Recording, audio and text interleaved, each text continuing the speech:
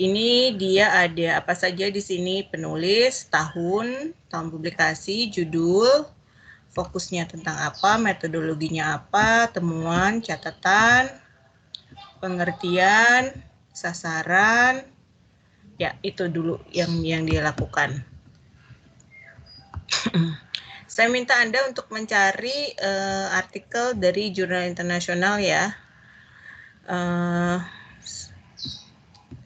Nah, di sini Muharyanto sudah ada beberapa, kita lihat ya. Dari Susan Ayun dan kawan-kawan, ini di sini dia tidak tuliskan nama jurnalnya ya. Jadi saya nggak tahu ini diambil dari jurnal apa. Tolong nanti ditambahkan juga ya jurnalnya, jurnal apa gitu. Karena kalau saya mau tahu paper ini akan lebih mudah kalau saya bisa lihat apa tuh namanya, jurnalnya dari mana gitu. Dan ini judulnya Using Augmented Reality and Knowledge Building Scaffold to Improve Learning in Science Museum. Kemudian ada metodologinya, temuannya siswa peningkatan kognitif ketika menggunakan device itu ya. Terus catatannya, penelitian dilakukan dengan 4 kondisi untuk pembelajaran sains di museum menggunakan augmented reality dan perancah pembangunan pengetahuan yang diketahui berhasil di ruang kelas formal. Tolong ditulis dengan bahasa Anda sendiri ya. Ini saya curiga ini bahasa Google Translate ini. Soalnya bahasanya terlalu kaku. Gampang, saya gampang kok tahu ini Google Translate, ini bahasa Anda sendiri gitu ya. Terus pengertian. Misalkan dia, ini sepertinya dia ingin tahu pengertian augmented reality. Jadi, sorry, ini udah direkam belum? Silakan direkam. Sudah Bu, sudah diklik. Sudah ya? Oke. Jadi pengertian augmented reality apa gitu ya. Kemudian catatan-catatan yang diperlukan gitu. Jadi ketika Anda membuat adaptasi ini, yang penting kan saya bilang kemarin nggak ada format khusus ya, tapi identitas dari papernya harus jelas. Identitas paper itu misalkan ini tadi penulis, tahun, judul, dan nama jurnal ya. Di sini yang belum ada adalah nama jurnalnya. Kemudian fokus dari paper itu apa? Ini adalah informasi-informasi tambahan yang dapat fleksibel sesuai dengan kebutuhan Anda. Kalau fokus rasanya cukup penting ya untuk semua gitu, karena Anda harus tahu nih fokus penelitiannya tentang apa sih gitu ya. Karena kalau cuma Anda tulis topiknya augmented reality itu kan luas banget. Augmented reality dalam konteks apa? Nah, dalam hal ini kan dalam konteks pembelajaran, misalkan memanfaatkan teknologi augmented reality dalam pembelajaran gitu. Jadi ini bisa topiknya ini bisa dibuat lebih detail lagi. Metodologi juga salah satu informasi yang penting.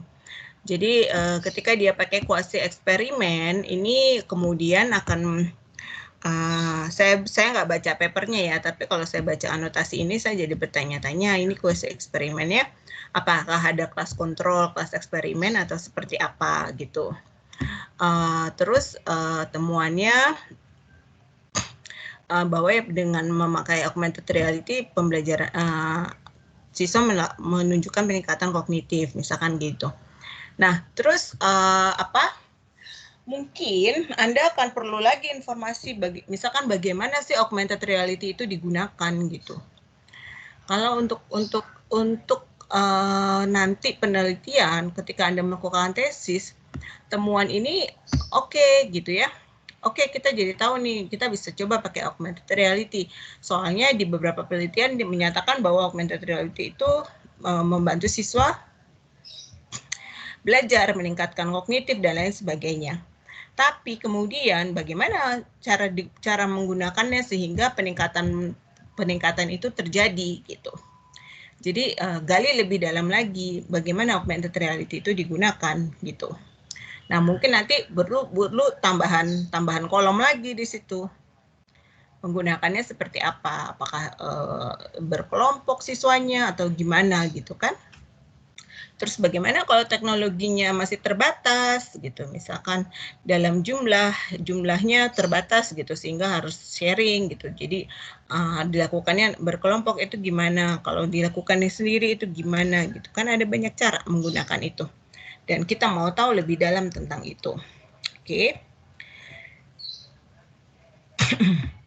Kemudian dari paper-paper yang lain, nah terus nanti kan ada misalkan nih di kolom pengertian.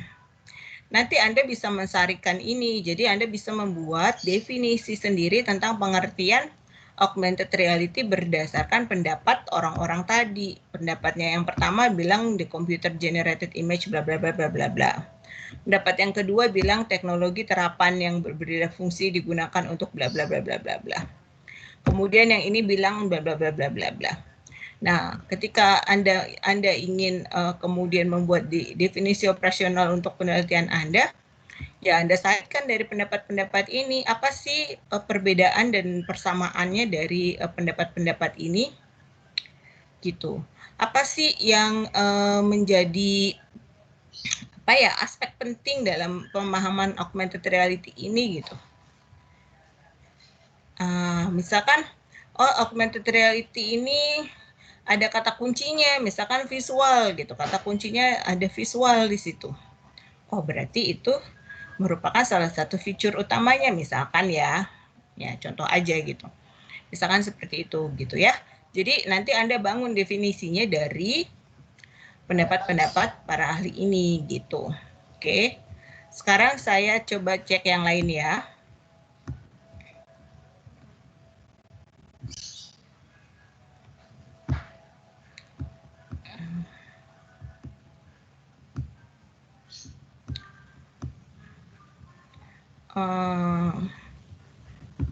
Wildan.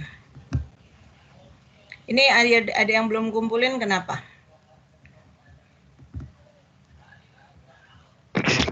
Saya belum, Bu. Laili. Ya, Laili, kamu tadi udah bilang ke saya ya.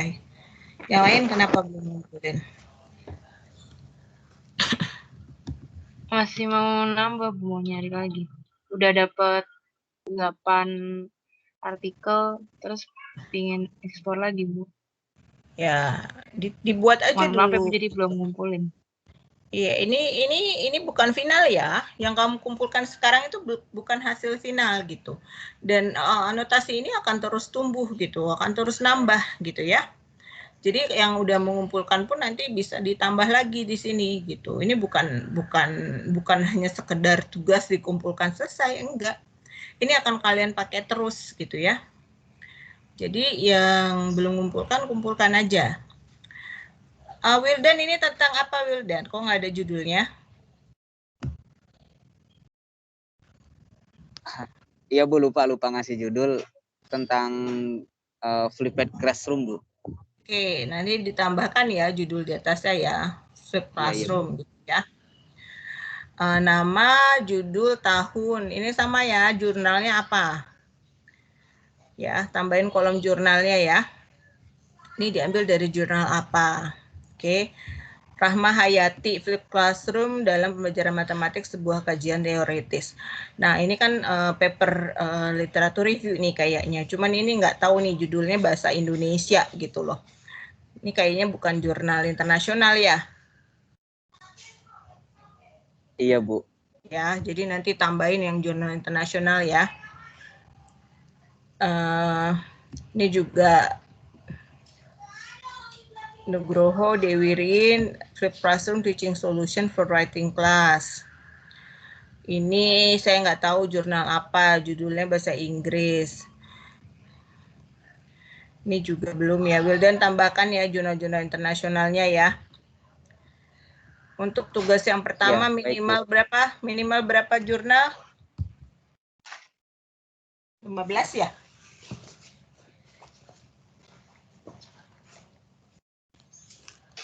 Ya, minimal 15 jurnal internasional ya. 15 paper. 15 paper dari jurnal internasional. Jadi dicari.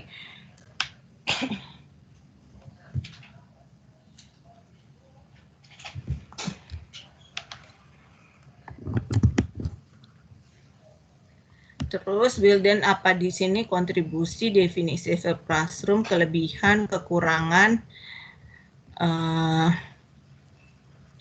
indeks maksudnya apa?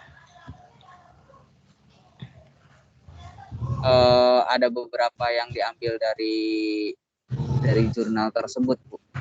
Indeks itu apa di situ? Jadi si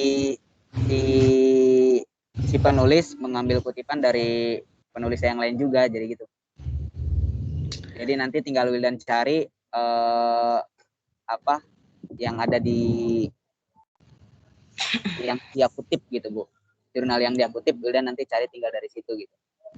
Oke, mungkin jangan indeks tuh ininya ya, judulnya ya. Apa, Bu? Itu namanya for the reading ya, atau important reading gitu loh. Jadi kalau kamu baca satu artikel, terus di dalamnya dia mengutip artikel lain gitu, yang penting gitu ya. Ini di sini kamu bisa bacaan penting atau apa, atau bacaan selanjutnya gitu ya. Jadi kamu lacak, kamu tracing paper dari itu gitu ya. Dan kalau kamu baca satu artikel gitu ya, terus misalkan bukan satu deh, kalau kamu udah baca beberapa artikel, misalkan ada 5 artikel nih tentang flipped classroom. Nah, kelima-limanya itu mengutip ada satu nama yang sering banget dikutip gitu loh. Nah, itu merupakan satu indikasi bahwa orang ini atau author yang dikutip berulang-ulang kali ini adalah ibaratnya superstarnya di bidang itu gitu. Jadi itu pertanda wajib kamu baca papernya ya. Contohnya misalkan kamu bicara tentang RMA, Realistic Mathematics Education, pasti semuanya mengutip Prudental. Nah, Prudental itu superstarnya RMA, jadi kamu harus baca Prudental gitu. Ya, walaupun tulisannya Prudental itu sudah sangat lama, mungkin tahun 70-an.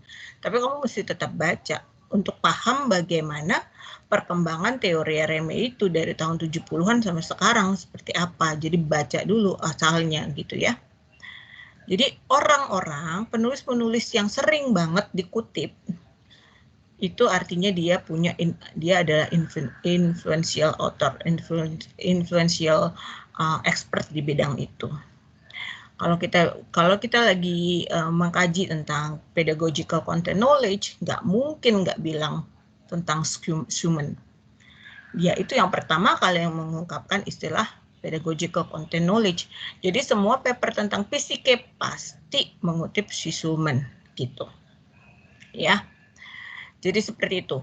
Jadi kutipan-kutipan orang-orang penting itu harus kamu kutip. Ya. Gitu. Iya, Bu. Kita close dulu.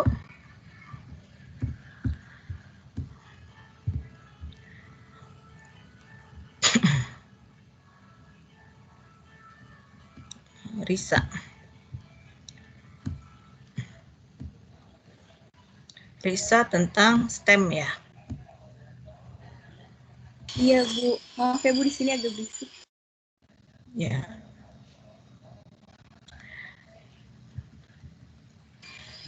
Ini juga ya, identitasnya ya, ditambah ya. Nama, judul, tahun, jurnalnya apa ya. Jadi Science Direct Springer itu kan ininya bukan jurnalnya ya, dia itu database-nya ya. Jadi ini journal of apa gitu loh ya. Improving a sample lesson plan for secondary science course within STEM education. Ini isinya, ini bisa kamu pecah-pecah. Informasi yang ingin kamu cari itu apa sih dari STEM-nya itu? Ya, Misalkan pengertian STEM, kemudian bagaimana mengimplementasikan pembelajaran STEM, terus apalagi gitu. Jadi ini bisa kamu pecah-pecah menjadi informasi-informasi yang lebih detail, ya. Misalkan untuk implementasi STEM ada yang pakai cara apa ya? Ibaratnya kalau kamu makan bubur dicampur atau diaduk atau tidak diaduk gitu loh. Jadi ada yang mengajarkan STEM dengan semua diintegrasikan gitu. Jadi ada satu aktivitas di situ dapat sainsnya, dapat teknologinya, dapat engineeringnya, dapat matematiknya. Tapi kemudian seberapa besar porsi dari masing-masing STEM-nya itu dalam aktivitas itu kan jadi pertanyaan. Misalkan aktivitas ini lebih dominan sainsnya, misalkan matematiknya kurang, engineeringnya kurang, teknologinya kurang, atau bisa nggak ada aktivitas yang semuanya dapat porsi yang sama rata gitu. Atau bisa juga aktivitasnya itu terpisah gitu. Ya sains ya bikin aja aktivitas sendiri, teknologi bikin aktivitas sendiri, engineering bikin aktivitas sendiri, matematik bikin aktivitas sendiri. Kan ada banyak perbedaan nih, contoh-contoh implementasi gitu ya. Mungkin itu akan menjadi informasi penting buat kamu nanti gitu. Jadi kamu butuh membuat kolom-kolom yang lebih detail ya. Aku mau nanya kalau Yeah. kita tadi maaf Bu, saya kurang jelas pas Ibu lagi ngebahas tentang Pak Wildan, padahal itu kayaknya yang mau saya tanyain karena ini sebelah lagi ada yang ini. Kalau kita mau ngutip dari jurnal, tapi jurnalnya itu dari kutipan orang juga, kayak tadi misalnya yang pertama tuh kan saya ada kutipan dari jurnal itu, tapi ini kayak yang ini nih, yang pokoknya saya ngutip yang ada di jurnal itu, tapi di jurnal itu juga kutipan orang. Ini ya yang kayak gini ini. Iya, yang kayak gini ini bisa dimasukin juga kan ya Bu, ke kalau misalnya saya mau pakai. Kamu cari si Baby 2010 ini. Biasa kan di daftar pustakanya dia ada ya. Di daftar pustakanya si Selan ini cari Baby 2010. Judulnya apa? Terus kamu cari, kamu baca. Tapi kalau ininya kayak ini kan saya dapetnya ini dia si selfie ini 2015, tapi ternyata si babynya 2010. Itu bisa dipakai apa enggak, Bu? Bisa dipakai, tapi tambahan ya. Tambahan. Itu kan minimal 15. Kalau kamu ini jadi yang ke-16 boleh gitu ya. Kalau apa namanya? Kemarin maksimal tahunnya berapa tahun sih, Bu? 10 tahun terakhir. 10. Ya. Nah, seperti tadi saya bilang, orang-orang yang influential itu, misalkan tadi problem solving Polya itu tahun 70-an gitu. Kan harus 10 tahun terakhir, Bu. Gimana dong? Ya nggak apa-apa, kamu tetap pakai Polya, tapi itu jadi tambahan, ya. Bukan jadi yang wajib. Yang wajib tetap 10 tahun terakhir. Dari yang 10 tahun terakhir itu, kamu cari nih yang 15 yang saya baca ini tentang problem solving, misalkan 10 mengutip Polya, berarti kan Polya itu penting gitu. Jadi Polya itu tetap harus kamu masukkan, tapi jadi tambahan ya. Itu ya. Mau nanya lagi boleh nggak, Bu? Ya. Kemarin kan saya nyari STEM itu banyak dari 12 jurnal, yang keambil cuman yang dari luar itu cuman nggak nyampe 5 ya. Ini kan saya ada 6 atau 7 gitu ya. Pokoknya nggak semuanya keambil. Terus habis itu pas saya nyari kata kuncinya STEM doang, tapi kayak di sini kayak ada yang buat for human, for female, for apa ya, yang keberapa ya, tulisnya bukan dulu deh. For female, yang kayak gitu ada Bu di keberapa ya? Judulnya tuh STEM for female.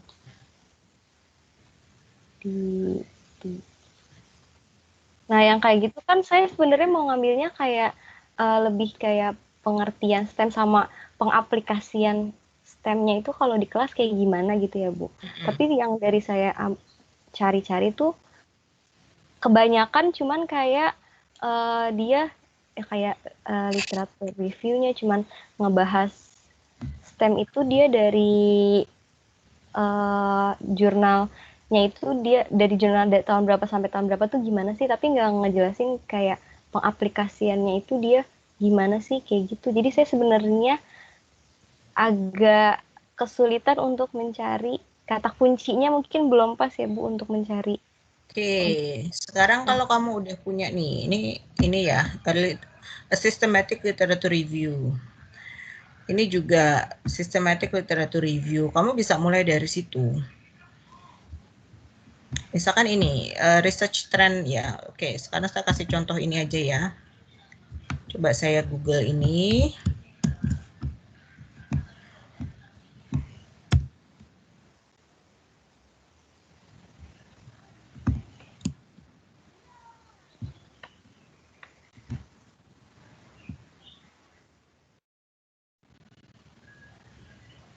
Ini ya.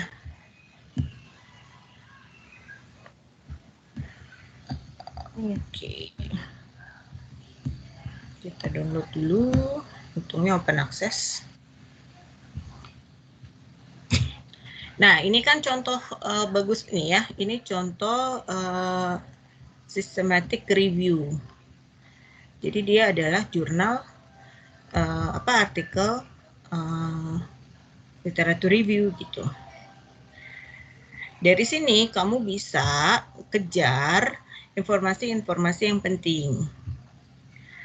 Misalkan di sini ada the complexity on ambiguity of examining the status of entrance in STEM education research. Diverse perspective about STEM and STEM education. Nah, kalau baca subheading ini, saya mengharap isinya itu tentang bagaimana pengertian STEM itu dipahami oleh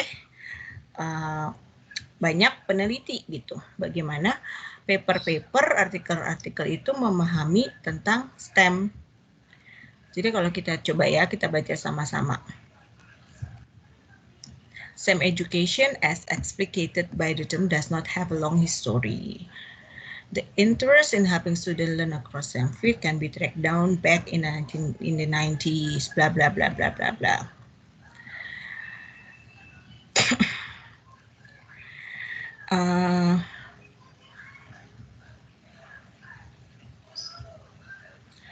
Jadi di sini dia mengatakan bahwa STEM tidak hanya includes disiplin considered as STEM seperti fisika, chemistry, matematik, tapi juga mencakup disiplin as physiology and social science ya. Berarti di sini ada apa nih? Di sini ada satu pemahaman yang mengatakan bahwa STEM itu bukan hanya science, technology, engineering, mathematics, tapi juga mencakup psikologi dan social science, misalkan political science dan lain-lain. Tuh, itu ada satu yang mengatakan itu. Dari mana ini sumbernya? Dari NSF ini, ya. Terus Gonzalez dan Kenzie mencatat bahwa ada 2 agensi di Amerika yang menggunakan definisi yang lebih narrow, yang lebih sempit ya, yang tidak mencakup exclude social science ya, yang exclude artinya social science nggak mencakup di STEM. Terus researchers juga memandang integration across discipline, different discipline of STEM. Nah, dari situ kan kamu bisa dapat berapa perbedaan pendapat tentang pengertian STEM itu sendiri, gitu. Jadi ternyata banyak perbedaan pendapat tentang STEM, gitu ya. Jadi terus jadi gimana Bu gitu? Ya nggak apa-apa, mereka kan boleh aja berbeda pendapat. Nah sekarang kamu mau ikut pendapatnya siapa? Kamu mau memilih mengikuti yang mana gitu. Nah, kamu kan kok mesti punya alasan kenapa mengikuti yang itu gitu. Misalkan kamu percaya bahwa ilmu pengetahuan itu sebetulnya saling terkait satu sama lain, karena ilmu pengetahuan itu digunakan dalam satu konteks gitu kan, yang tidak bisa dipisah-pisahkan gitu. Misalkan kalau kita bicara tentang robot gitu, tentang pemanfaatan robot gitu ya dalam industri yang sekarang makin banyak gitu ya digunakan, segala sesuatu serba diotomatisasi gitu. Bolehlah kita bicara itu tentang sains gitu, tetapi sains itu memberi imbas atau implikasi kepada social science. Misalkan bagaimana nih orang-orang yang tadinya bekerja tidak bisa lagi bekerja karena pekerjaannya sudah diambil alih oleh robot gitu. Yang dulunya supir bus sekarang udah ada tuh bus-bus yang bisa jalan tanpa supir gitu kan. Nanti supir-supir ini gimana gitu. Jadi sains dan social science saling terkait gitu. Misalkan Anda percaya itu, berarti Anda boleh memilih pendapatnya siapa tadi yang STEM mencakup juga social science gitu. Tapi kalau misalkan Anda punya pendapat yang berbeda, Anda percaya bahwa untuk lebih fokus sebaiknya ya sudah belajarnya STEM aja gitu. Jangan mencampurkan dengan social science karena mereka punya karakteristik yang berbeda misalkan. Ya silakan Anda ikuti pendapat yang itu gitu. Tapi masing-masing kan punya argumen, masing-masing punya alasan gitu loh ya. Jadi selama Anda punya alasan, bolehlah dipilih mana yang menurut Anda paling tepat bagi Anda.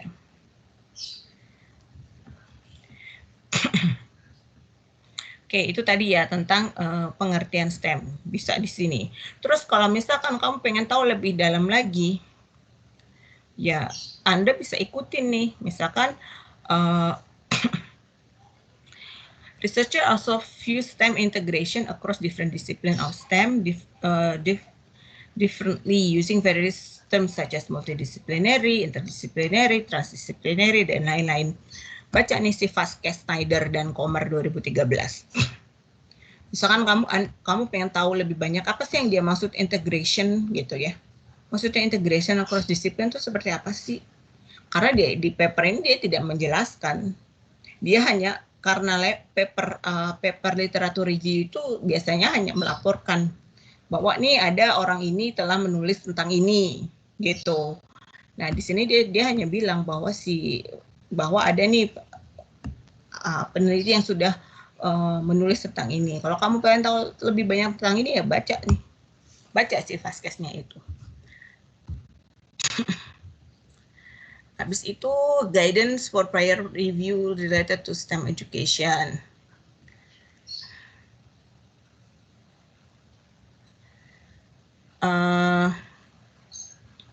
Jadi dia membahas review yang sudah dilakukan ya tentang STEM education di sini sepertinya. Jadi review-review yang sudah ada di review lagi sama dia di sini. Dan terus kemudian untuk paper ini dia punya fokusnya di sini, what time period should be considered, what publication will be selected for review.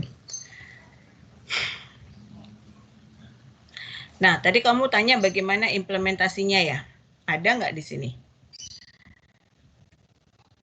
Oke.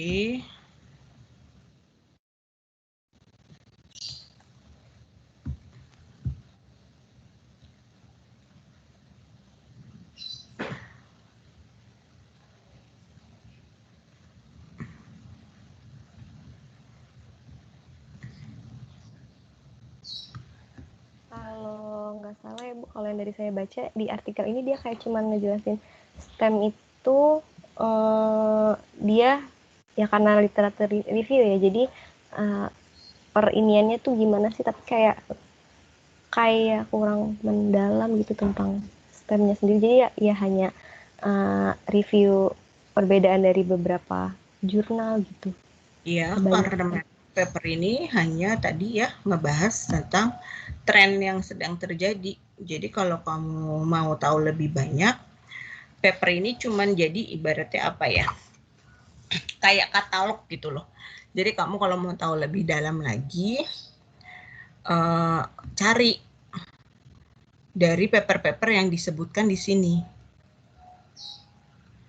Dia bilang nih top jurnal, terus top 10 countries ya, kita nggak perlu tahu itu. Pattern single author, multiple author, kita nggak perlu tahu itu. Misalkan nih research topic ya, mungkin di sini nih, karena topiknya ya STEM-nya tentang apa. Mungkin.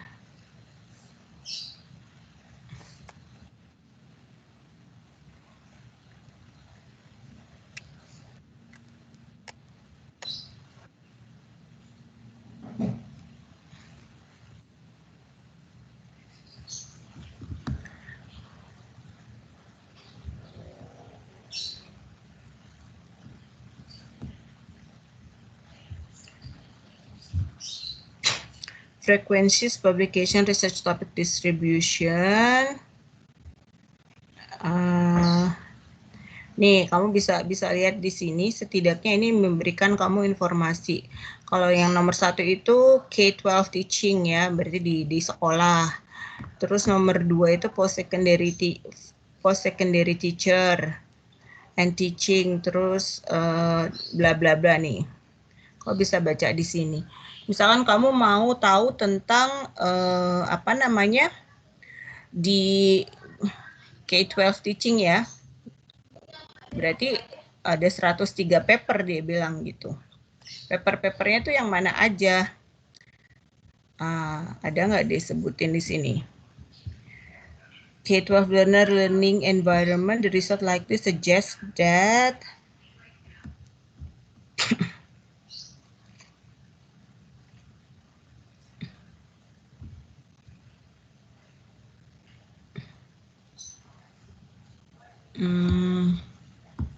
dia nggak sebutin ya paper-papernya ya.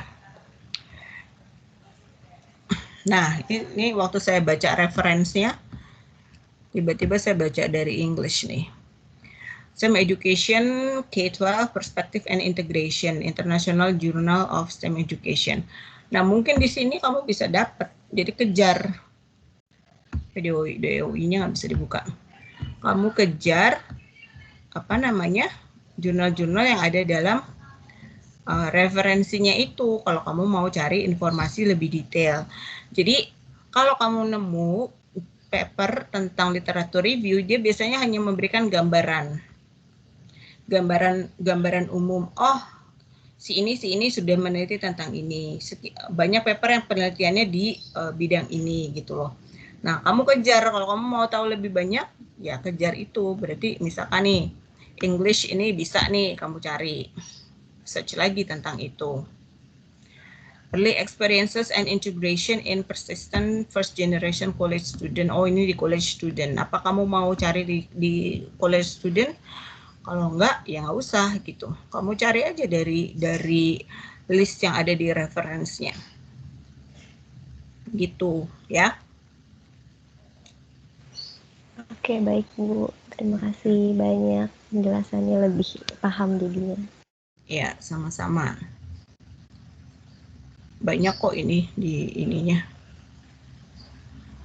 Oke. Ada lagi yang mau ditanyakan? Nah, anotasi ini akan berguna bagi kamu nanti ya ketika kamu benar-benar sudah nulis tesis gitu. Jadi apa namanya? Ini akan terus build up gitu, akan terus nambah ya. Sebetulnya ini hanya salah satu cara aja gitu ya. Kalau kamu punya cara lain ya nggak apa-apa juga gitu. Cuman saya rasa cara ini cukup mudah ya buat kamu lakukan gitu. Oke. Nah, tadi saya sudah upload ini ya di kelas material. Kamu bisa ke kelas material, saya udah upload ini nih, 2 paper. Yang pertama, literature review as a methodology. Ini silakan kalian baca tentang literature review. Kemudian yang kedua itu contoh paper literature review. Kalau tadi yang sudah dari Risa tadi juga contoh ya, yang barusan kita baca sama-sama tentang STEM. Kalau ini tentang mathematical problem solving, kajian gender ya. Gender differences in mathematical problem solving patterns, a review of literature gitu. Jadi kalau misalkan kamu mau meneliti tentang mathematical problem solving gitu ya, mathematical problem solving itu kan konsep yang udah lama ya, sejarahnya udah panjang gitu. Dan makin kesini makin banyak kajiannya, makin beragam gitu. Ada yang mungkin mathematical problem solving dilihat dari domain mathematical topiknya, di aljabar, di geometri, di statistik, di lain-lain gitu. Ada yang lihat mathematical problem solving dari sisi yang berbeda, misalkan sisi teacher's perspective, student perspective gitu. Atau di Jepang ada structure problem solving, apalagi tuh gitu ya. Nah, ini ada yang lihat gender differences gitu. Ada mungkin yang menggabungkan mathematical problem solving dengan teknologi misalkan gitu. Ada banyak sekali ragamnya ya. Jadi kalau kamu mau buat literature review bisa juga di situ kamu sudah mulai menggabungkan 2 topik gitu. Kayak ini nih, ada gender, ada mathematical problem solving, gender differences in mathematical problem solving. Kalau tadi contoh yang tadi augmented reality, nah itu kan belum ketahuan tuh tentang apa augmented reality. Bolehlah dibuat lebih detail lagi augmented reality dan apa gitu. Misalkan tadi Risa tentang STEM, lebih detail lagi STEM yang seperti apa yang mau kamu bahas gitu ya. Kamu bisa buat lebih detail lagi. Tentunya nanti dalam membuat anotasinya ya mungkin pertama misalkan gender differences in mathematical problem solving ini ya. Ya pertama mathematical problem solving sendiri dulu. Terus baru nanti bikin kolom yang lebih detail tentang gender differences in mathematical problem solving gitu.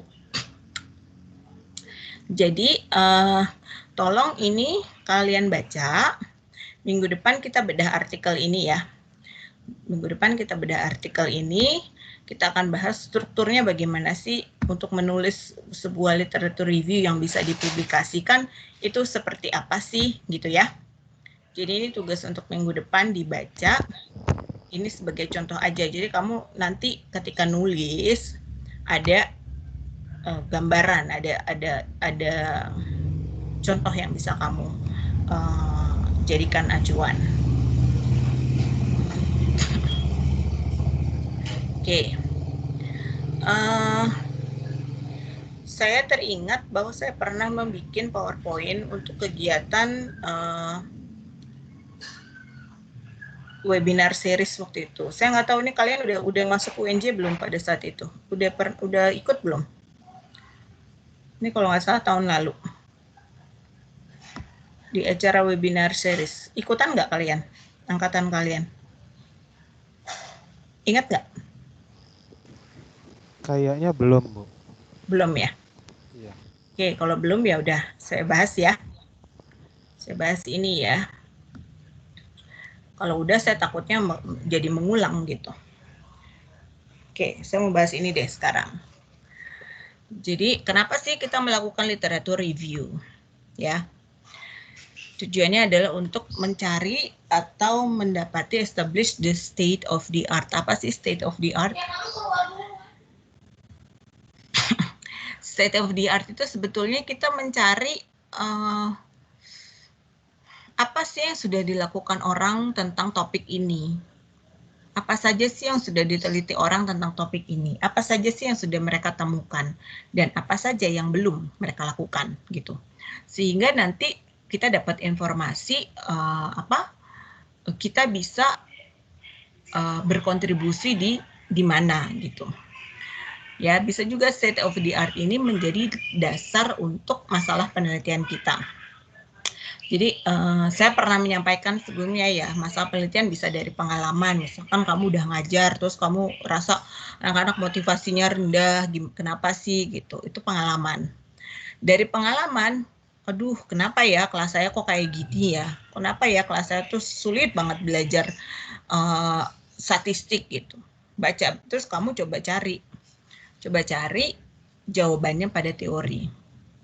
Teori-teori pembelajaran tentang statistika. Cari, baca. Terus cari juga di penelitian terdahulu, baca. Ada nggak jawabannya di situ? Kalau ada jawabannya, ya udah coba implementasikan. Kalau belum ketemu jawabannya, nah itu gap.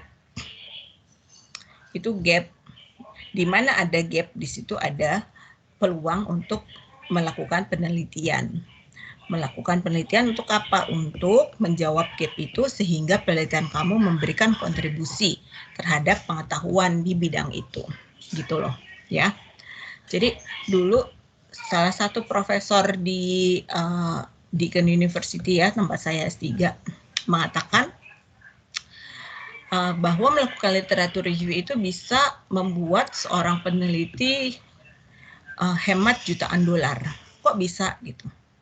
Ya, karena background-nya dia adalah chemistry ya, kimia yang penelitiannya di lab yang butuh alat dan bahan yang mahal-mahal gitu. Dia pernah satu kali meneliti tentang apalah kimia gitu ya.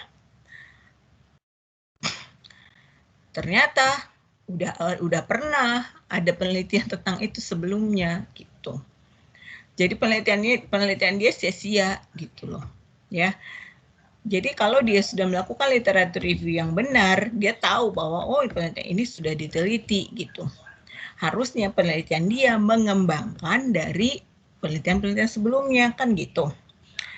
Nah, karena literatur review-nya lemah, jadinya ya sia-sia gitu loh. Jadi penelitian itu selalu berpegang atau berdasarkan penelitian-penelitian yang sudah ada ya. Jadi nggak ada lagi tuh paradigma akal. Ini penelitiannya udah terlalu banyak diteliti gitu. Ya memang sudah terlalu banyak diteliti, tetapi kamu harus bisa ada ininya, ada novelty-nya, ada sesuatu yang baru gitu. Iya Bu, ini sudah banyak diteliti, tetapi penelitian-penelitian sebelumnya fokusnya ke A, B, C, D, E, F, misalkan. Penelitian saya fokusnya ke hal ini, gitu ya. Jadi kamu mesti bisa menunjukkan pemahaman kamu tentang penelitian-penelitian yang sudah ada dan arah penelitian kamu kemana, gitu. Jadi ini karakteristik penelitian yang baik. The problem is significant. It will contribute to the body of knowledge in education dalam hal ini ya. Gitu. Jadi ada novelty-nya tadi, ada kontribusinya. Jadi kalau penelitiannya sudah pernah dilakukan orang, sudah ketahuan hasilnya, untuk apa diteliti lagi gitu. Jadi kamu harus bisa menunjukkan bahwa penelitianmu menambahkan hal yang baru dari penelitian-penelitian yang sudah dilakukan orang itu gitu. Terus masalahnya adalah the problem is one that will lead to future research. Jadi penelitian kamu bisa membuka atau memberi peluang untuk penelitian-penelitian lanjutan. Terus masalah penelitiannya harus researchable. Researchable itu ya bisa dilakukan gitu, bisa dilakukan penelitiannya. Jadi jangan sampai bikin masalah penelitian yang tidak bisa dilakukan. Maksudnya tidak bisa dilakukan adalah misalkan kayak sekarang lagi masa COVID, pandemi COVID. masalah penelitianmu bagus gitu.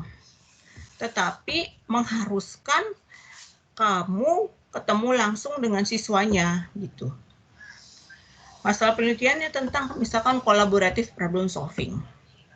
Jadi harus ada kolaborasi, siswa bekerja kolaboratif di kelas, harus tatap muka, harus diskusi dan lain sebagainya. Sementara kita lagi COVID, sekolah semuanya dengan online gitu. Tidak memungkinkan, berarti itu tidak researchable ya. Jadi masalahnya harus researchable. Kemudian the problem is suitable. It is interesting and suit the researcher's skill, time, and available resource. Jadi masalah yang kamu pilih harus tepat bagi siapa? Bagi kamu, si peneliti. Maksudnya tepat ya gimana?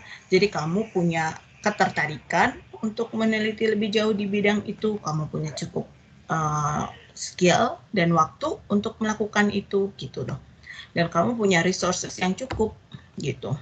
Sekarang misalkan kamu mau meneliti tentang virtual reality, menggunakan virtual reality untuk pembelajaran matematik. Wah, high tech banget tuh misalkan gitu. Bagus tuh, high tech gitu. Tapi kamu nggak punya resource, kamu nggak punya alatnya, kamu nggak punya alat virtual reality itu. Kalaupun kamu mampu punya dana yang cukup, misalkan beli satu alat gitu ya, sementara itu mau dicobakan ke berapa orang siswa gitu. Jadi kamu butuh waktu berapa lama tuh gitu. Sementara ini hanya sekedar tesis. Tesis itu waktunya terbatas ya. Waktunya terbatas. Jadi kamu harus selesai dalam jangka waktu tertentu gitu. Jadi harus suitable. Kalau tidak suitable akan sulit melaksanakannya gitu ya. Terus the problem is ethical. Ethical artinya dia tidak menyebabkan memberikan resiko yang membahayakan untuk subjek yang kamu teliti, untuk partisipan kamu. Untuk beberapa jenis penelitian, partisipannya mungkin akan mempunyai resiko-resiko tertentu. Misalkan untuk penelitian-penelitian di bidang kesehatan ya, atau farmasi gitu ya. Uji coba obat-obatan misalkan. Nah, mungkin obat ini akan ada side effect-nya buat partisipan kamu gitu. Nah, supaya side effect-nya itu tidak membahayakan, lalu bagaimana? Nah, biasanya ada namanya etik committee yang menilai penelitian proposal penelitian kamu gitu. Jadi kalau dia tidak etikal tidak boleh gitu. Jadi penelitian itu harus lolos dari etik committee. Kalau di negara-negara maju semua penelitian harus ada approval dari ethical committee. Bahkan penelitian-penelitian di bidang, jadi kalau kamu meneliti tentang hewan-hewan pun ada etikalnya gitu. Jadi hewan-hewan yang kamu teliti di lab itu tidak boleh disakiti gitu ya. Tidak boleh penelitianmu itu membuat hewan-hewan itu disakiti atau cacat atau lain sebagainya. Ketika saya melakukan disertasi saya pun, karena partisipan saya adalah siswa-siswa SMP yang masih di bawah umur gitu ya di sana. Jadi saya harus bisa menyediakan surat konsen izin dari orang tua gitu. Jadi orang tua harus memperbolehkan anaknya terlibat dalam penelitian ini, dan anaknya itu sendiri juga harus mau secara sukarela terlibat dalam penelitian ini. Jadi waktu itu ada satu anak yang tidak dapat izin dari orang tua, ya saya tidak bisa ambil data untuk anak ini gitu. Walaupun anak itu ikut di kelas, ikut dalam aktivitas pembelajarannya, tetapi hasil pekerjaan anak ini atau video atau foto yang ada anak ini semuanya harus di-exclude, semuanya harus dibuang ya, tidak boleh diikutsertakan sebagai data. Jadi itu namanya etik ya. Nah, kemudian literature review atau kajian pustaka. Jadi kajian yang mendalam dari berbagai sumber, dari buku, artikel jurnal, laporan penelitian. dan lain-lain ya tentang topik tertentu. Isinya apa saja dalam kajian pustaka itu adalah overview of current knowledge. Apa sih yang sudah diketahui ya? Tadi saya sudah sampaikan. Apa sih yang sudah dilakukan orang lain dalam hal ini, dalam topik ini, yang sudah dibahas orang? Ada nggak sih perdebatan? Ada nggak sih perbedaan pendapat? Gitu. Ya, itu yang ingin kita tahu dari sebuah literatur review. Kemudian kita mau mengidentifikasikan relevan teoris dan metode. Jadi untuk misalkan topik STEM, mereka pakai teorinya apa sih gitu. Misalkan mereka dilatar belakangi oleh teori konstruktivis kah atau apa gitu ya. Terus metodologi yang mereka pakai apa sih? Ada yang pakai eksperimen, kuasi eksperimen, survei, bla bla bla bla bla bla. Dari situ nanti kita mau tahu gap-nya apa. Gap yang tadi saya bilang ya, orang-orang telah meneliti tentang STEM untuk STEM yang di sekolah gitu ya. Yang sudah diteliti adalah tentang bagaimana STEM itu dilakukan di SD, SMP, SMA misalkan gitu. Tapi masih jarang nih yang fokusnya untuk STEM kepada anak-anak dengan kebutuhan khusus misalkan. Kepada anak-anak tunanetra misalkan. Masih sangat jarang nih yang meneliti tentang bagaimana mengimplementasikan STEM untuk anak-anak tunanetra.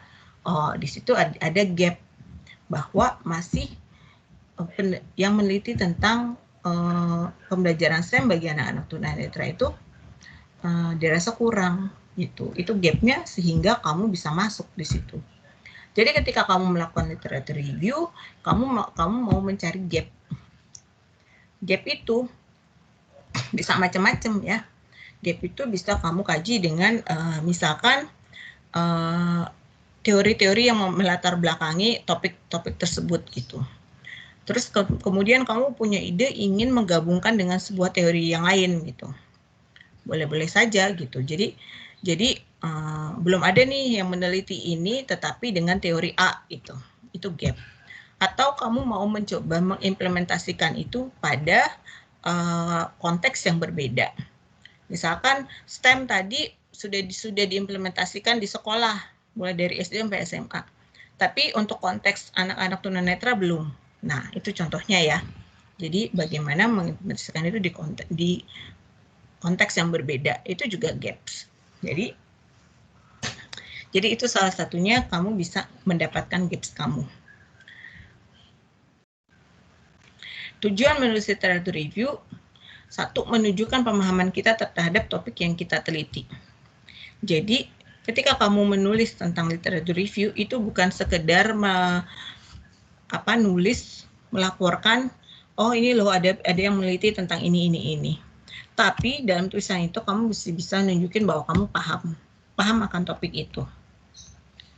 Bahwa untuk STEM kebanyakan orang meneliti tentang ini, bahwa ada perbedaan pendapat tentang pengertian STEM gitu, bahwa konsep STEM itu cukup fluid gitu ya, mungkin ya tidak terlalu fix gitu. Karena sekarang ada STEM misalkan ya, ada tambahan art di situ. Dan kalau tadi saya beri contoh argumen bahwa ilmu pengetahuan itu saling terkait, ya bisa saja gitu ya, orang akan berargumen bahwa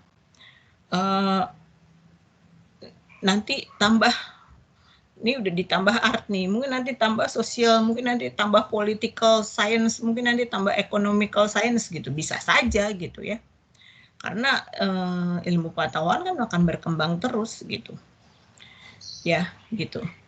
Jadi kamu bisa mencerna informasi-informasi yang kamu baca dari paper-paper itu dan memahami itu gitu ya. Kemudian membangun theoretical framework dan membantu kita memilih metodologi yang tepat untuk penelitian kita. Nah, dari membuat literatur review itu kita jadi tahu, oh ada teori-teori besar nih untuk topik ini. Untuk STEM ada teori-teorinya apa. Nah, kalau kamu mau melakukan penelitian, nanti ke depan kamu bisa pilih metodologinya yang tepat apa. Kemudian memposisikan penelitian kita terhadap penelitian dan teori yang sudah ada. Nah, ini yang tadi saya sampaikan ya. Misalkan penelitian-penelitian sebelumnya melakukannya tentang ini gitu. Tapi belum ada nih yang melakukan STEM untuk siswa-siswa tunanetra misalkan. Nah, di situ kan posisi kita ada di mana? Posisi kita adalah untuk tetap meneliti tentang STEM, tapi untuk siswa-siswa tunanetra gitu. Jadi ketika kamu memberi kontribusi terhadap penelitian-penelitian sebelumnya, jelas kontribusimu di mana. Nah, kemudian menanggapi gap. Yaitu tadi ya, kalau gapnya belum ada yang meneliti di siswa tunanetra, ya di situ kamu lakukan penelitian, sehingga di situ nanti kontribusi kamu. Langkah-langkahnya, topik, kamu harus punya topik dulu. Ya, kamu harus punya topik. Misalkan, saya kasih contoh bagaimana mengembangkan mathematical problem solving dengan online learning. Gitu. Problem solving kan kayak tadi ya, ada banyak gitu. Tetapi di sini saya pinginnya pakai online learning nih, karena sekolah sekarang lagi PJJ. Kalau dari tatap muka mungkin sudah banyak gitu, tapi kalau dari online learning gimana nih? Nah, di sini saya punya 2 topik besar, mathematical problem solving dan online learning. Nah, dari situ saya bikin mind map. Jadi saya punya 2 cabang, mathematical problem solving. Untuk itu saya mau tahu apa aja sih? Saya mau tahu pengertian mathematical problem solving. Apa sih mathematical problem solving itu? Terus bagaimana mengembangkan mathematical problem solving? Yang sudah dilakukan orang-orang dalam penelitian-penelitian mereka, bagaimana sih mereka mengembangkan mathematical problem solving? Caranya gimana aja sih gitu. Terus yang ketiga apalagi? Oh, mungkin saya pengen tahu bagaimana implementasi pembelajarannya yang untuk mengembangkan mathematical problem solving misalkan. Kamu buat list tuh apa saja yang ingin kamu tahu. Kemudian online learning. Satu, saya mau tahu dulu pengertian online learning. Terus bagaimana penerapan online learning? Ya. Nah, dari situ mungkin nanti saya ketemu ketika di sini bagaimana mengembangkan mathematical problem solving. Mungkin nanti di situ ketika saya baca, saya akan ketemu beberapa kata kunci di situ. Misalkan harus ada masalahnya, ya, masalah yang cukup challenging misalkan gitu. Terus yang kedua mungkin dalam pembelajaran yang kolaboratif gitu. Kata kunci yang mungkin akan ketemu gitu. Yang ketiga mungkin harus ada scaffolding atau apa, kan saya belum tahu ya, tapi ini mungkin akan ketemu itu. Nah, kemudian nanti di online learning saya akan bagaimana penerapan online learning misalkan gitu. Oh, bisa dengan sinkronus, asinkronus dan lain-lain gitu. Misalkan ada macam-macam penerapan itu.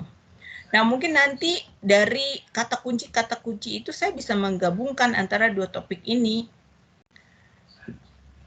Oh, jadi mengembangkan problem solving bisa dengan online learning dengan model yang mana gitu. Atau mungkin kamu udah ketemu ada penelitian-penelitian sebelumnya yang juga sudah mencobakan problem solving dengan online learning misalkan. Ya, kayak gitu. Jadi kemudian setelah itu kamu search. Kan tadi kamu udah bikin tuh ininya nih ya. Pengertian ini. Nah, ini yang ingin kita tahu. Kemudian kita search, cari kata kuncinya, cari database-nya. Ya, ini yang udah dijelaskan oleh Bu Flavia ya. Pakai Google Scholar, pakai Science Direct, pakai apa gitu. Terus membaca abstraknya. Baca abstraknya dulu, kalau abstraknya oh kamu rasa cocok, kamu kejar terus paper itu. Terus kamu buat catatan-catatan. Paper ini mengutip siapa? Kayak tadi saya bilang, ada nggak sih nama-nama yang sering dikutip dalam banyak paper? Wah, berarti itu indikasi influential work gitu, yang harus kamu cari gitu. Jadi paper ini mengutip siapa saja dan dikutip oleh siapa saja. Ya. Kalau tadi paper ini mengutip siapa, kita bisa lihat ke dalam reference-nya. Kita bisa ikuti tuh list yang ada di dalam reference itu. Atau paper ini dikutip siapa. Nah, itu biasanya kamu bisa cari di websitenya. Paper ini sudah dikutip siapa. Jadi kalau kamu ingin ngikutin paper ini perkembangannya gimana sih gitu. Ya kamu cari ini dikutip oleh siapa dan kamu baca yang mengutip paper itu. Kemudian kamu evaluasi. Ketika kamu baca paper, coba pahami dan tanyakan. Jadi kalau baca, kamu punya pertanyaan. Jadi kamu coba cari jawaban dari pertanyaan-pertanyaan itu. Misalkan ya, leading question nih yang bisa kamu coba ketika kamu baca paper. What question or problem is author addressing? Jadi pertanyaan penelitian dalam paper itu apa sih? Masalah penelitiannya dia apa sih? Gitu. Coba cari. Terus key konsepnya apa saja sih dan bagaimana didefinisikan ya? Kayak gitu. Misalkan tentang STEM. Paper ini tentang STEM, key konsepnya apa? Bagaimana paper ini mendefinisikan STEM? Misalkan gitu. Terus key theory, models, method. Terus does the research use established framework? Ya, cari teori-teori yang melatar belakangi paper itu. Framework pakai framework apa? Frameworknya udah cukup established atau belum, misalkan gitu. Terus what are the result and conclusion? Hasil dan kesimpulannya apa sih gitu. How does the publication relate to other literature in the field? Does it confirm, add to, challenge, establish knowledge? Nah ini adalah yang ini nih, ya. Di sini kamu nggak cuman baca satu paper sebagai satu single entity gitu ya, tetapi kamu harus bisa mengkaitkan paper ini dengan paper-paper yang lain. Gitu. Jadi bagaimana paper ini terkait dengan literatur. Oh, paper ini satu kelompok nih sama si paper yang lain, A, B, C, D, E, temuannya itu sesuai dengan si A, B, C, B, C, C, bahwa STEM education itu penerapannya secara integrasi, misalkan gitu. Ya, jadi kamu tahu, oh ini nih si kelompok orang yang percaya bahwa STEM itu diterapkan secara integratif, misalkan. Atau kemudian kamu ketemu paper yang, loh kok ini beda ya sama pendapatnya si ini gitu. Nah, kamu mesti bisa menandai paper-paper itu gitu ya. Oh ini beda gitu. Terus kamu baca tuh argumennya. Kenapa ya dia beda? Oh masuk akal sih misalkan gitu ya. Karena dia melihatnya dari perspektif yang ini misalkan gitu. Ya kamu kelompokkan dia dalam kelompoknya sendiri gitu. Misalkan gitu ya. Jadi kamu nanti akan punya kelompok-kelompok paper-paper gitu. Aliran A, aliran B, aliran C misalkan gitu ya. And then how does the publication contribute to your understanding of the topic? Nah, jadi ketika kamu baca paper, kamu dapat pengetahuan baru apa? Kamu jadi paham apa yang jadi kamu pahami tentang topik itu gitu. Oh, tadinya saya masih bingung nih tentang yang dimaksud integration in STEM. Oh, setelah saya baca ini saya baru paham. Oh, jadi integration itu maksudnya gini gitu. Terus dia mengatakan integration itu gini berdasarkan apa gitu ya, argumennya dia apa. Kamu juga harus bisa paham latar belakang seseorang menyatakan itu gitu, karena itu nanti akan jadi argumen kamu juga gitu. Kemudian what are the strength and weaknesses of the research? Oh ya, paper ini kekuatannya adalah dia menggunakan theoretical background-nya kuat, misalkan gitu. Weaknesses-nya misalkan paper ini hanya menggunakan skupnya sangat kecil gitu ya. Dia cuma ambil data dari dua orang guru gitu misalkan, atau 2 orang siswa misalkan gitu. Jadi gitu ya, kamu evaluate setiap kamu baca itu, kamu selalu bertanya. Kemudian habis baca, apa sih yang saya ingin tahu lebih jauh lagi tentang topik ini? Jadi nggak selesai gitu. Ketika kamu baca, udah selesai, enggak. Tapi kamu masih mengajukan pertanyaan. Saya pengen tahu lebih banyak tentang apa? Yaitu tadi, terus kemudian saya mesti cari kemana, ya kan? Ikutin tuh tadi referensinya. Referensi yang mana yang mesti saya baca lagi gitu. Jadi kamu tuh haus akan pengetahuan baru. Cari lagi. Nah ini ya yang tabel pustaka anotasi itu. Misalkan gitu. Ini saya kasih contoh misalkan Schoenfeld 2014. Ini tentang matematika problem solving.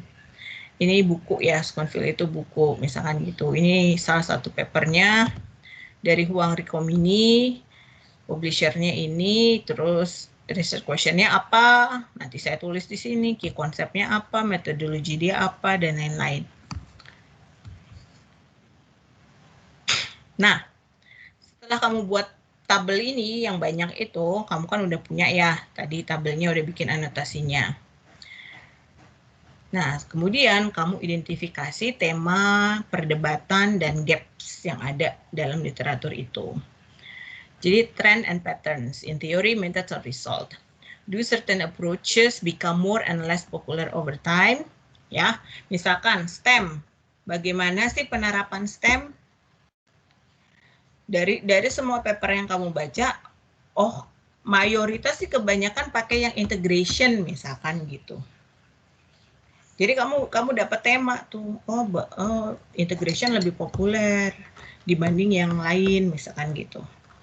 Terus nanti kamu ketemu lagi, ini ada loh yang menerapkan STEM tapi sudah menggabungkan STEM dengan social science misalkan. Nanti kamu ketemu lagi apa-apa gitu. Nanti kamu di situ ketemu pattern-nya, pola-polanya dapat. Terus metodologinya gimana tuh dalam mengimplementasikan STEM? Kebanyakan pakai case study. Ada juga tuh yang pakai kuasi eksperimen, misalkan gitu. Ya. Tergantung fokus penelitiannya. Kapan penelitian itu pakai case study, kapan penelitian itu pakai kuasi eksperimen, ya. Kan macam-macam. Oke, kemudian cari tema. What question or concept recur across the literature? Jadi fokus dari paper-paper itu apa sih? Tema-tema yang muncul dari paper-paper itu apa gitu. Misalkan STEM, kamu baca STEM. Kok STEM ini kebanyakan di science ya? Kok matematik jarang ya? Misalkan gitu.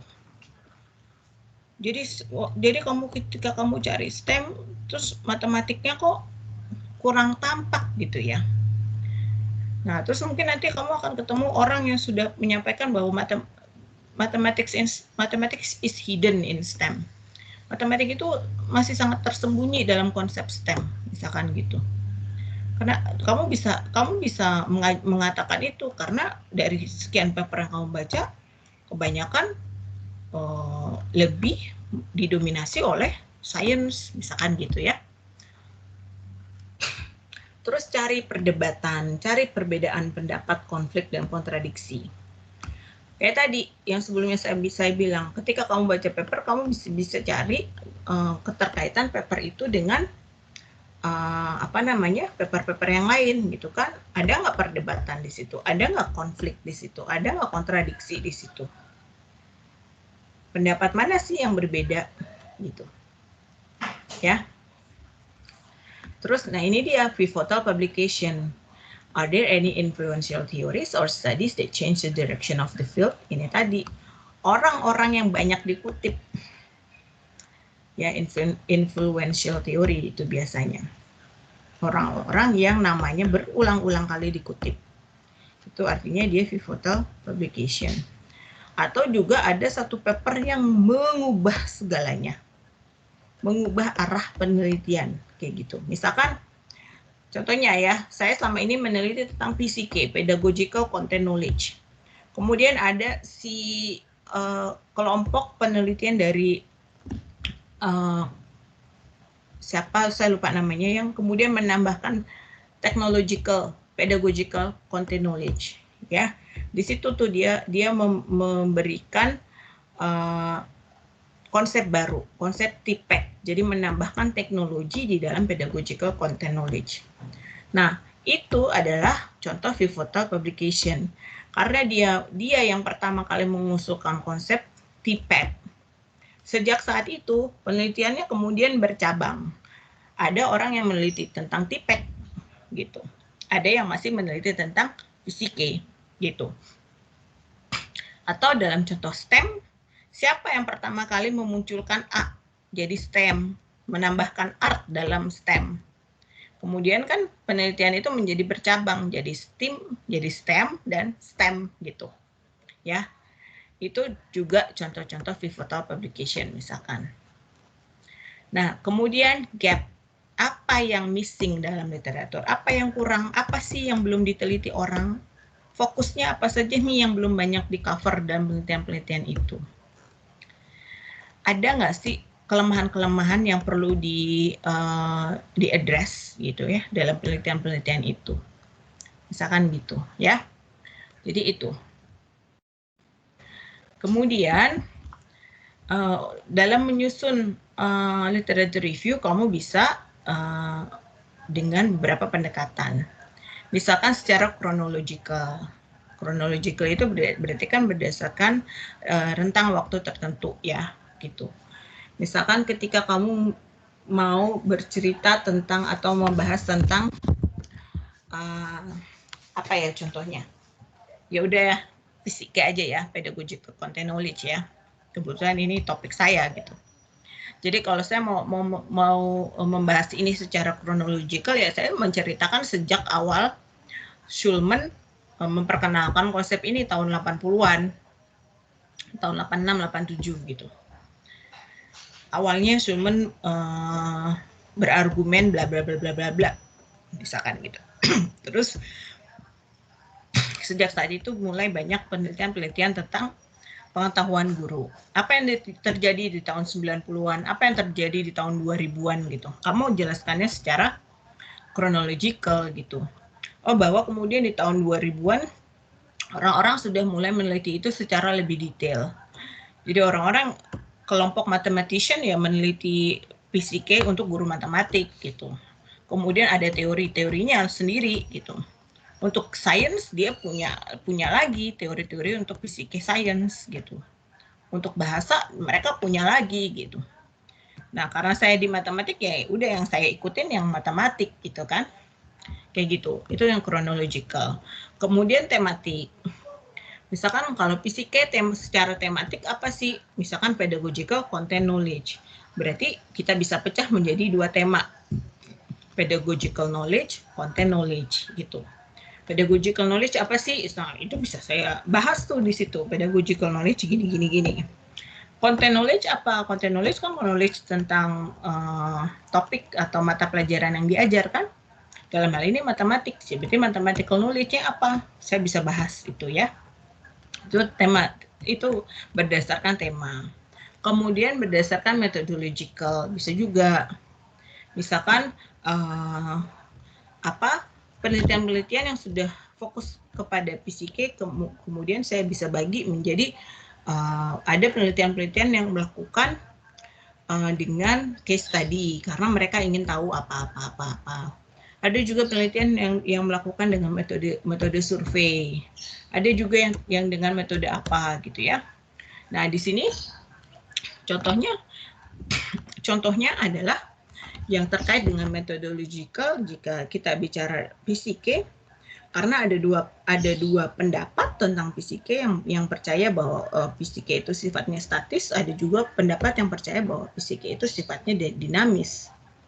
Yang statis itu percaya ya udah pengetahuan guru ya udah guru tahu tentang apa aja gitu. Sifatnya statis. Yang dinamis percaya bahwa oke, Bu, dia bukan sekedar apa yang guru tahu, tetapi bagaimana dia menggunakannya itu dalam pembelajaran gitu. Nah, akhirnya ada dua kutub. Orang-orang yang percaya statis karena itu sekedar pengetahuan guru, akhirnya metodologi yang digunakan adalah kebanyakan kuantitatif. Untuk mencari tahu pengetahuan guru ya udah beri tes aja. Gurunya dikasih tes. Tes tentang matematika, tes tentang pedagogi, udah kelihatan. Jadi dia pakai metodologi kuantitatif. Sementara orang-orang yang percaya bahwa pengetahuan guru itu dinamis, gitu. Walaupun mungkin dia tahu banyak, tapi kalau dia tidak gunakan itu di kelas, dia mengajar untuk apa, gitu. Akhirnya metodologi yang dipakai kualitatif. Ada observasi di situ, dia ngelihat bagaimana gurunya mengajar, bagaimana dia berinteraksi dengan siswa-siswanya, gitu. Ya, jadi kayak gitu. Ada juga berdasarkan theoretical. Jadi teori-teori besar yang ada di topik itu. Ya, kalau di PCK teorinya pertama tentu dari Schulman. Kemudian tadi saya bilang dia mulai bercabang tuh. Kalau di matematik yang besar itu dari Boole et al. Gitu ya. Jadi dia membuat framework baru, mathematical knowledge for teaching. Jadi dia lebih memperdetail apa yang sudah disampaikan oleh Schulman dengan konsep mathematical knowledge for teaching. Tuh. Ada lagi yang bikin knowledge quartet tuh dari Roland. Ada lagi yang bikin apa gitu. Saya bisa kategorikan itu berdasarkan teori-teori besarnya. Jadi gitu. Jadi kapan Anda memilih struktur yang mana gitu kan? Ya tergantung kamu mau menyampaikan tentang apa dan yang paling tepat buat kamu kira-kira berdasarkan apa gitu ya. Kemudian tulis, summarize and synthesize. Give an overview of the main points of each source and combine them into coherent whole. Jadi kalau nulis itu kamu harus bisa mensintesis ya. Jangan cuma si A menyampaikan bla bla bla bla bla bla. Si B menyampaikan bla bla bla bla bla bla. Dari pendapat-pendapat di atas, maka bla bla bla bla bla bla. Enggak gitu. Jadi ketika kamu mensintesis, kamu bilang si A, si B, si C menyampaikan bla bla bla bla bla bla, tampak bahwa aspek utama yang menjadi fokus mereka adalah begini begini begini. Sementara itu teori ini menyampaikan begini begini begini. Jadi di situ ada jelaskan bahwa di situ ada kontradiksi atau ada apa gitu. Jadi kamu bisa menunjukkan keterkaitan pendapat-pendapat yang kamu temukan dalam literatur. Gitu ya. Kemudian analisa dan interpretasi. Don't just paraphrase other researchers, add your own interpretation. Gitu. Jadi tambahin interpretasi kamu di situ, jangan cuma paraphrase ya. Jadi di situ kamu juga harus bisa tunjukkan pemahaman kamu sendiri di situ.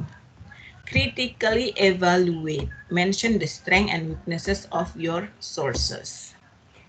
Nah, menjadi pembaca atau penulis yang kritikal itu sulit. Saya juga sampai sekarang masih sulit. Kenapa? Kalau dulu saya sering merasa saya ini bukan siapa-siapa gitu. Sementara orang-orang yang menulis ini, aduh udah hebat-hebat banget gitu. Siapalah saya bisa mengkritisi mereka gitu kan? Tapi sama pembimbing saya tuh diomelin terus gitu. Kamu tuh gak kritis, kamu harus bisa kritis gini-gini gitu. Saya sampai stres di mana ya saya caranya bisa kritis gitu. Nah, akhirnya saya ketemu salah satu cara untuk mengkritisi adalah ibaratnya kita jadi adu domba gitu. Adu domba apa? Adu domba teori. Gitu. Kalau kita merasa kita kurang layak untuk mengkritisi seseorang yang sudah superstar banget dalam bidangnya gitu ya. Ya kita adu aja sama superstar lain gitu. Jadi gitu salah satu strategi saya ya, ini strategi saya pribadi gitu. Jadi misalkan si ini meneliti tentang ini gitu ya, kekuatannya apa, kelemahannya apa. Misalkan kelemahannya, penelitiannya sangat-sangat kuantitatif nih gitu. Padahal kan ada aspek-aspek penelitian fisiknya tapi kuantitatif gitu. Padahal kan ada aspek-aspek di kelas yang tidak bisa ditangkap oleh penelitian kuantitatif gitu, karena mereka tidak melakukan observasi gitu. Saya mau menunjukkan itu kelemahan gitu. Tapi kalau saya cuma bilang itu adalah pendapat pribadi saya, maka kurang kuat. Jadi saya harus cari support dari orang-orang lain gitu. Jadi saya cari pendapat-pendapat lain untuk support saya mengkritisi penelitian ini, misalkan gitu, ya. Jadi ketika kamu bisa mencari atau mencari keterkaitan satu paper dengan paper yang lain, itu akan ngebantu kamu untuk bisa mengkritisi gitu. Write in a well-structured paragraph. Nulisnya yang benar ya dalam paragraf itu yang strukturnya jelas. Ketika kamu ingin menyampaikan ini loh ada perdebatan untuk topik ini, jadi tulislah dengan baik gitu. Gunakan transition word itu yang misalkan however gitu, furthermore gitu ya. Akan tetapi selanjutnya yang kayak gitu. Tunjukkan ada koneksi di situ. Ada hubungannya, apakah mereka saling sependapat ataukah mereka saling berkontradiksi atau gimana gitu. Ya. Itu harus jelas. Oke. That's it, the end of the presentation. Ada pertanyaan?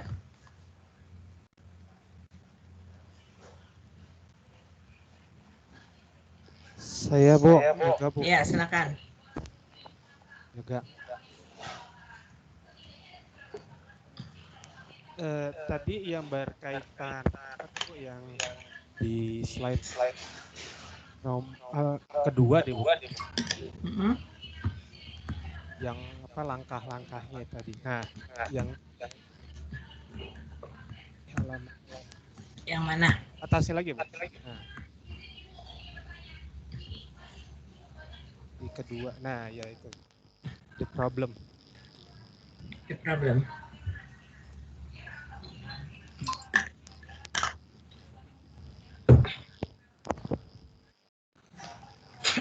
Nah, saya ada problem Bu berkaitan dengan topik yang saya pilih sendiri, Bu.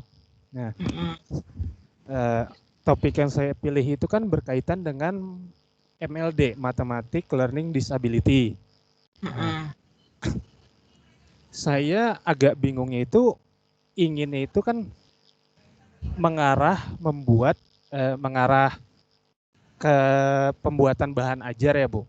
Nah, tapi kalau berdasarkan penelitian MLD-nya itu sendiri, dia lebih ke analisis ke siswanya itu sendiri, Bu. Oke. Nah, jadi ya itu Bu, masih agak bingung. Jadi ingin menelitinya ke arah siswanya atau ke arah gurunya gitu, Bu. Jadi karena kebetulan di sekolah saya itu ada siswa yang menurut saya seperti itu, Bu, ada satu siswa. Oke. Jadi kan kamu mau yang learning difficulties ya? Iya, Bu. Student with learning difficulties ya? Siswa-siswa yang punya masalah ya?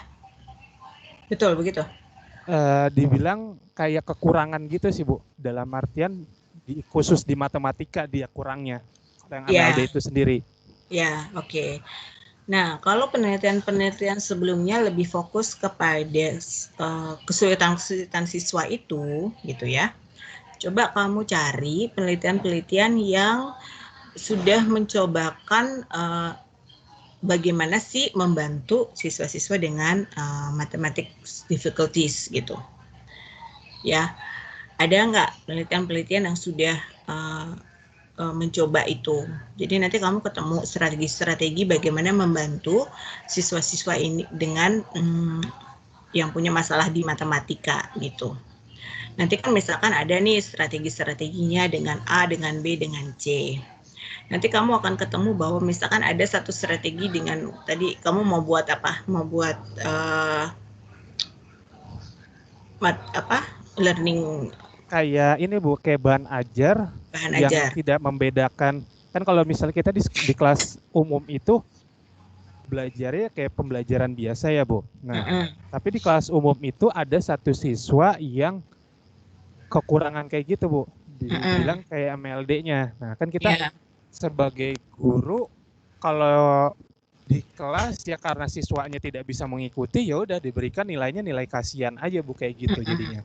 Nah jadi kan harusnya kan kita tetap memberikan penilaian yang objektif walaupun tingkat penilaiannya itu kita kurangin berdasarkan kemampuan dia kan ya Bu. Oke, ya. Nah itu tadi ya. Saran saya sih cari paper-paper yang sudah meneliti tentang bagaimana mensupport siswa dengan learning difficulties itu.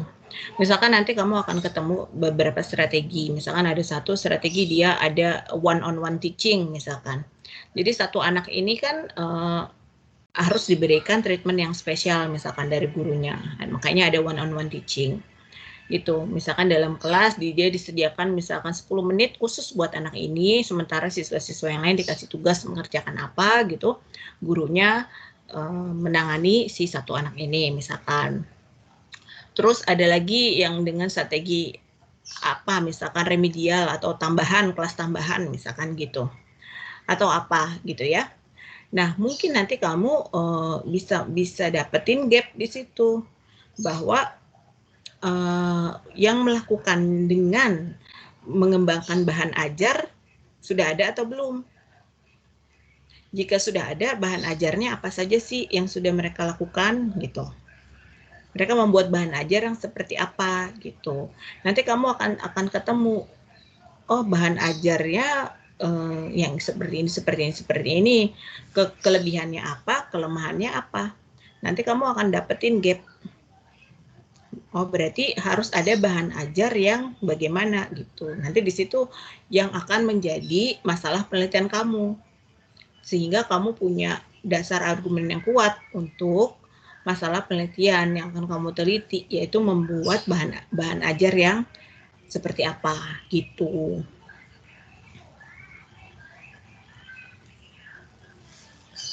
Kemarin sih saya sudah coba cari juga ya Bu. Nah dia itu masuknya ke special need education Bu, berarti ke jurusan pendidikan luar biasa dia seringnya masuknya untuk konteks materi apa penelitian seperti ini Bu. Apa tidak jadi masalah Bu kalau kayak gitu Bu?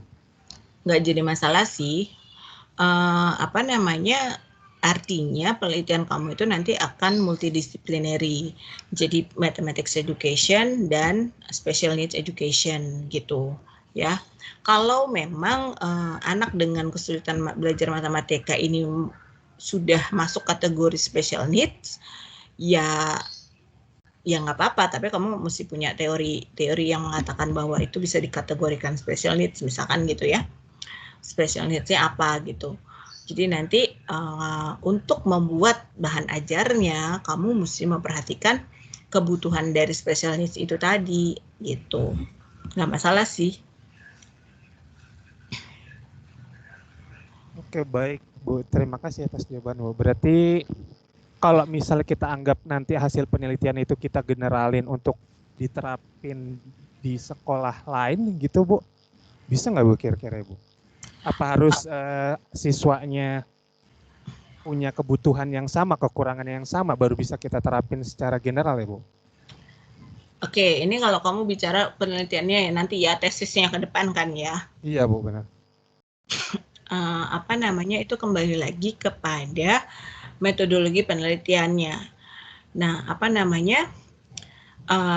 tentu kalau kamu nanti dalam membuat bahan ajarnya, ketika kamu melihat, kamu kan berdasarkan pengalaman dengan satu anak ini ya. Anak ini misalkan, saya nggak tahu anak ini sudah terdiagnosa special need atau belum gitu. Maksudnya sudah terdiagnosa, sudah ada pakar yang memang menyatakan bahwa dia tergolong apa gitu ya, masuk kategori special need yang mana gitu. Jadi kalau kamu ambilnya berdasarkan kategori special need yang itu gitu ya, terus kemudian kamu pakai teori-teori untuk misalkan kategori ADHD gitu ya, ADHD gitu. Mungkin anak ini ADHD gitu.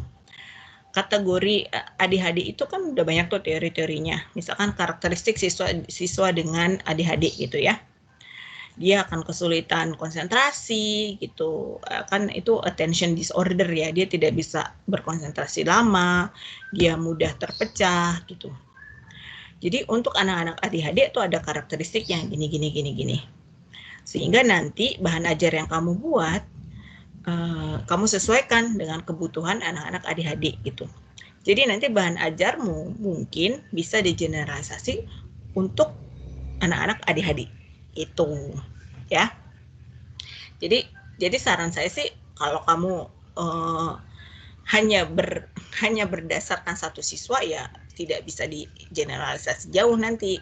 Tapi kalau kamu punya tahu bahwa anak ini terdiagnosa di mana, kamu pakai itunya aja gitu. Berarti nggak cukup ya Bu kalau cuma satu siswa Bu kalau untuk digeneralisasi ini. Ya nggak cukup. Jadi kita coba ada beberapa siswa mungkin ya Bu baru bisa kita generalisasi kayak gitu. Soalnya gini, ketika kamu bikin bahan ajar, nanti kamu pakai metode yang mana gitu ya. Karena kan biasanya ketika penelitian research and development ya, penelitian R&D itu kan nanti akan ada uji coba skala kecil dan uji coba skala besar. Nah, kamu nanti bagaimana tuh melakukan itu? Nah, nanti itu akan jadi pertanyaan di yang nomor 3 ini. Is the problem researchable gitu. Kalau korespondenmu cuma satu dan kamu bikin R&D, kamu harus bisa dapat metodologi yang memungkinkan kamu menguji coba itu di satu orang.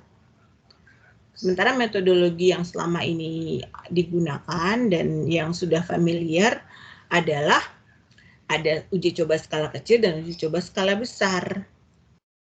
Nanti kalau kamu tidak memungkinkan pengumpulan data, berarti masalahmu tidak researchable gitu. Ya, pikirkan itu. Oke, Bu. Sip. Ya. Terima kasih, Bu. Atau bisa juga kalau kamu memang mau fokusnya ke learning difficulties tadi, anak-anak dengan masalah learning difficulties, mungkin pendekatannya tidak dengan mengembangkan bahan ajar.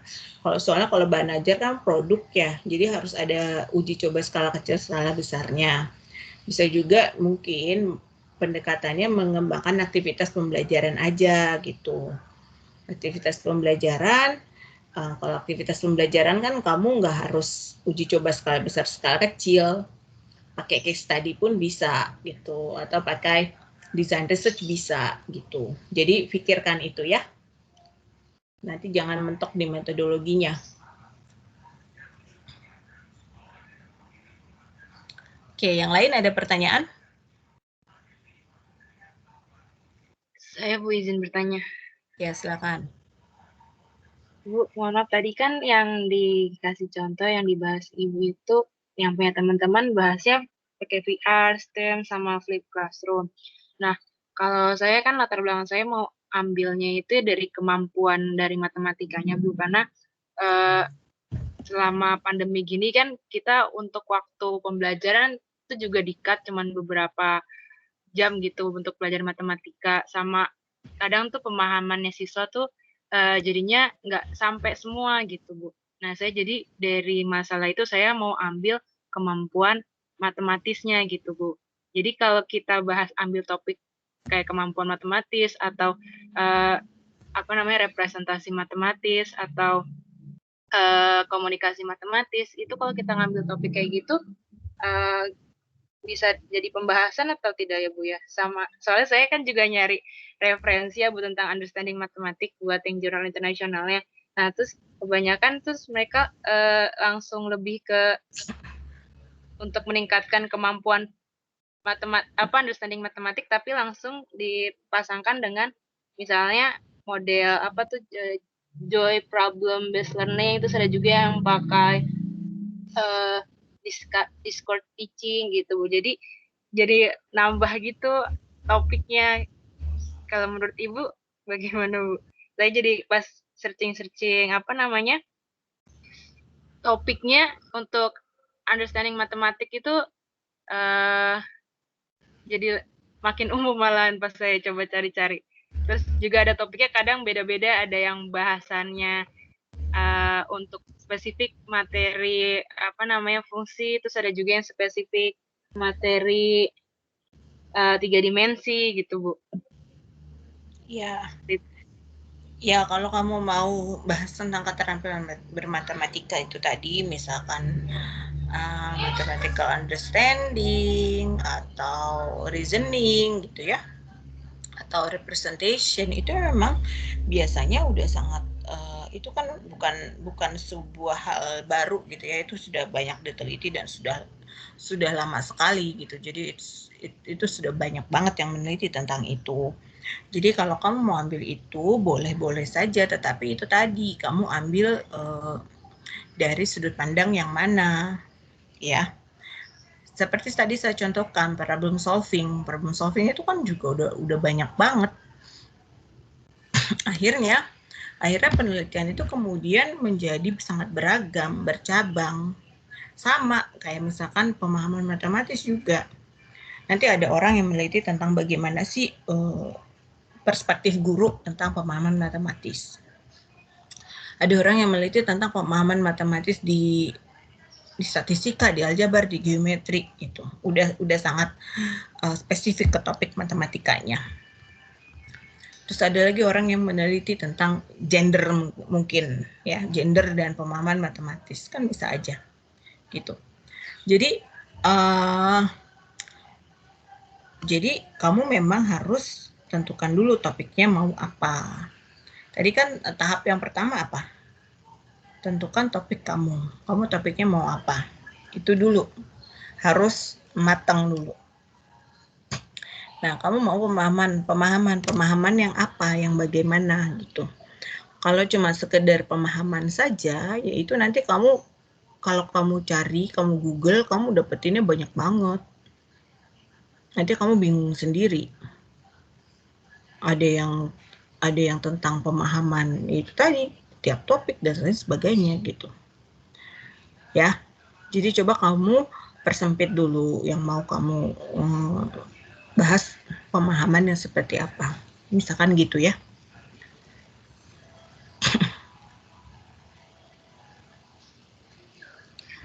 Baik Bu, terima kasih Bu. Ya. Terus mungkin saya paham, mungkin bisa jadi yang kemudian jadi masalah adalah tapi saya bingung nih, belum tahu kalau dipersempit bagaimana gitu. Iya apa enggak? Jadi kamu tuh sebetulnya belum punya gambaran gitu, ya kan? Nah, patokannya kan kalau pemahaman matematis ada indikator-indikator ya Bu ya. Nah itu pasti indikatornya tuh tiap teori itu beda-beda. Ya, ada juga yang hampir sama. Nah saya itu Bu, ambil dari indikator itu Bu. Nah, enggak, saran saya sih kamu baca aja dulu. Kalau kamu belum tahu mau kemana, baca dulu yang banyak. Nanti kalau kamu udah baca, kamu akan mulai paham, akan mulai dapat gambaran yang lebih jelas lagi gitu. Dan kamu akan tahu mungkin, oh saya tertarik untuk meneliti ininya misalkan gitu. Ya, misalnya kamu baca tentang pemahaman matematik, ya, mathematical understanding. Nanti kamu ketemu Scam bilang ada prosedural, ada konseptual. Nanti ada lagi orang yang bilang, Schoenfeld bilang ada lupa saya. Pokoknya dia punya kategorinya sendiri gitu. Nah, terus bagaimana sih mengembangkan pemahaman matematis gitu? Baca dulu gitu. Nanti kamu akan akan ketemu beberapa gitu. Oh, ini kayaknya menarik nih gitu. Pemahaman matematis untuk topik apa gitu ya, topik fungsi misalkan. Nanti kamu akan mengerucut gitu. Jadi jangan berhenti membaca ya.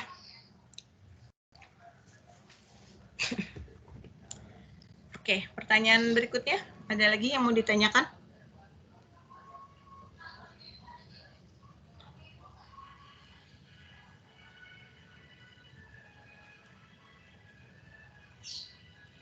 Oke, jadi minggu depan kalian lanjutkan membuat anotasinya ya. Jadi nanti saya buat assignment baru, jadi upload di dalam assignment baru supaya saya bisa tahu progresnya kalian tiap minggu, ada penambahan atau tidak. Jadi yang minggu ini belum mengumpulkan, minggu depan kumpulkan anotasinya. Dan kemudian minggu depan kita akan coba bedah papernya itu, ya. Terus jika ada pertanyaan-pertanyaan tentang paper-paper yang sudah kalian baca, kamu boleh tanyakan minggu depan gitu. Kan kamu udah bikin nih anotasi, kamu udah punya paper-papernya gitu ya. Misalkan ada hal-hal dari paper itu yang kamu kurang paham gitu ya, boleh ditanyakan ya, kayak gitu. Jadi itu untuk minggu depan. Oke. Kalau hari ini udah nggak ada pertanyaan, saya cukupkan dulu. Masih ada pertanyaan nggak?